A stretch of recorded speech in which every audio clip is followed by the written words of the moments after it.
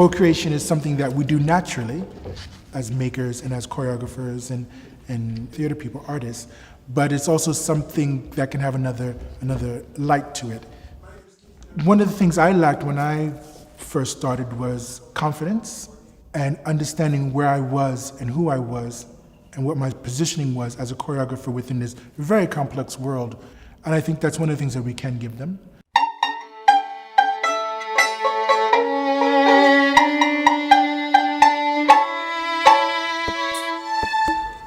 When I started as a choreographer, I would have loved to have time to research without immediately having to show the results to an audience, and that they get the technique to analyze their own work. Also, this is something I had to learn much later by meeting the right people in a way.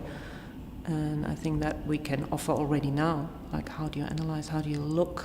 How do you make these things? Why do you make these things? All these questions that go along. I think this master is very relevant. I think. I mean, when I started choreography, it didn't exist actually, and there were some times I thought, is it necessary basically? Yeah, because I think the most important thing of a choreography is having talent and also having the urge to create something. That's, I think, if I would have more support, more knowledge, more tools given by people, it would have helped me a lot actually. Ideas that are going to be worked on today in regards to this master's degree. So I'm pleased to be here.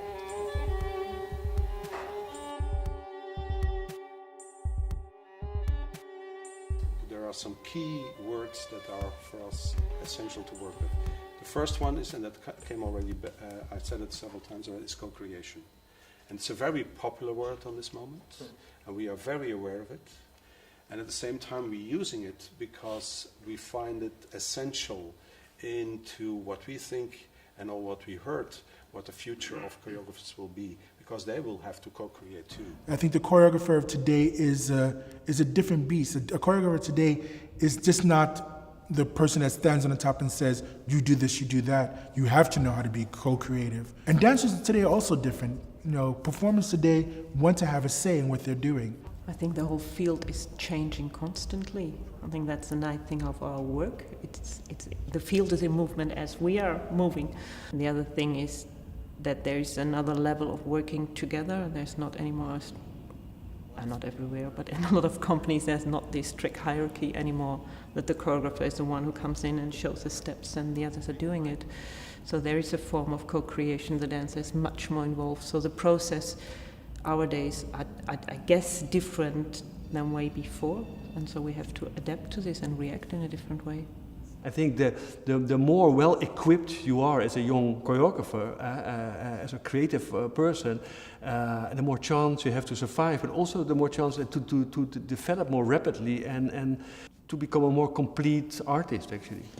I offer you the possibility to cross borders with support, to fully explore unknown territory. I offer you expansion.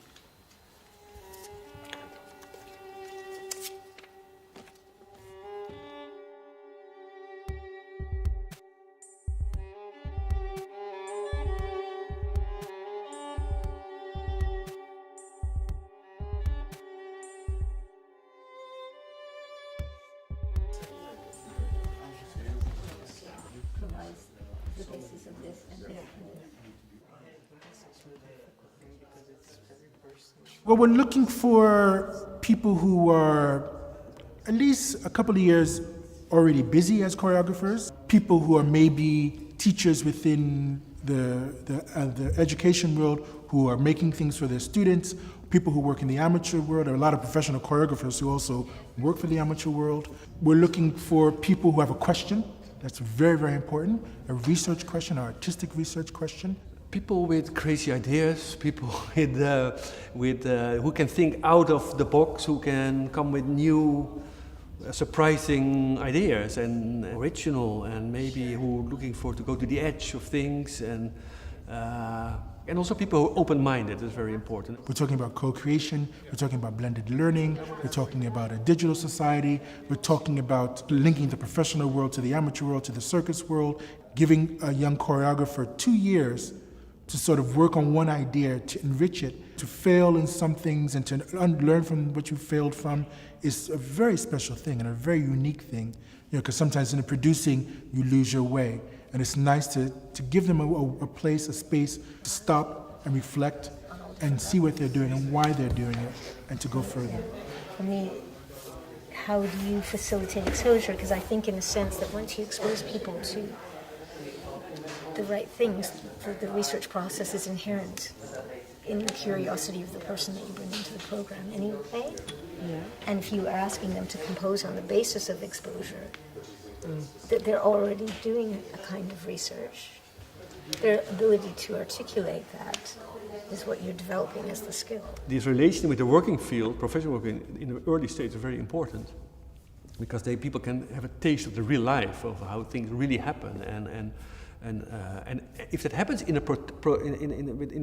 a situation that they're still safe and protected, I think that's very good. I would love to give people some comments or feedback, or to give them also facilities, maybe to give somebody space and also believe in somebody's ideas. You're coming here to do this course because there are a lot of different ideas that are coming into this course that you're going to be confronted with and that you're going to be able to take things from.